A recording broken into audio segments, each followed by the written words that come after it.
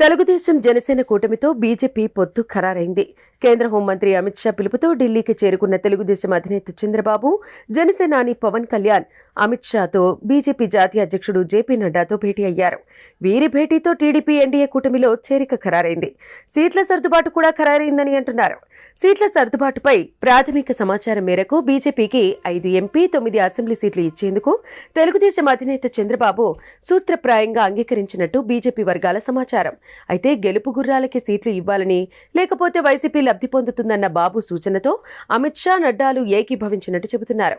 Telugu Desam Janasena vote బదిలీ అయ్యే అభ్యర్థులనే BJP బరిలోకి దింపే విధంగా కూడా అమిత్ షా, నడ్డాలు బాబుకు స్పష్టమైన హామీ ఇచ్చినట్టు కూడా చెబుతున్నారు.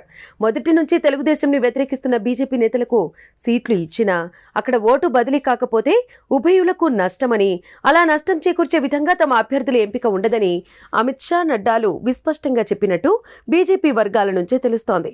దీంతో పొత్తులో భాగంగా బీజేపీకి సీట్లు దక్కినా అది ఏ విధంగానూ ప్రత్యక్షంగానైనా పరోక్షంగానైనా వైసీపీకి ప్రయోజనం చేకూరేలా ఉండకుండా క్షేత్రస్థాయి పరిస్థితులపై అభ్యర్థుల ఎంపిక ఉండాలన్న విషయంలో తెలుగుదేశం జనసేన కూటమి షరతును షా, నడ్డా అంగీకరించినట్టు చెబుతున్నారు. ప్రాథమికంగా ఉన్న సమాచారం మేరకు పొత్తులో భాగంగా బీజేపీ విజయవాడ, ఏలూరు, రాజమండ్రి, నర్సాపురం, రాజంపేట, అరకు, హిందూపురం, తిరుపతి పార్లమెంటు స్థానాలలో పోటీ చేసే అవకాశాలున్నాయంటున్నారు. పురంధేశ్వరి, సత్యకుమార్, సుజనా చౌదరి, రఘురామకృష్ణరాజు, గీత పోటీ చేయడం దాదాపు ఖరారైనట్టు చెబుతున్నారు.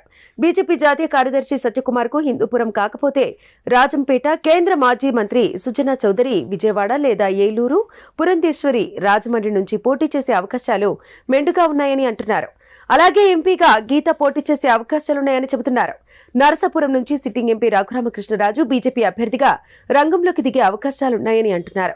ఇక అసెంబ్లీలో 9 చోట్ల కూడా బీజేపీ గెలుపు గుర్రాలని బరిలోకి దింపాలని తెలుగుదేశం జనసేన అధినేతలు బీజేపీ అగ్రనేతలకు విస్పష్టంగా చెప్పారని పార్టీ వర్గాలంటున్నాయి.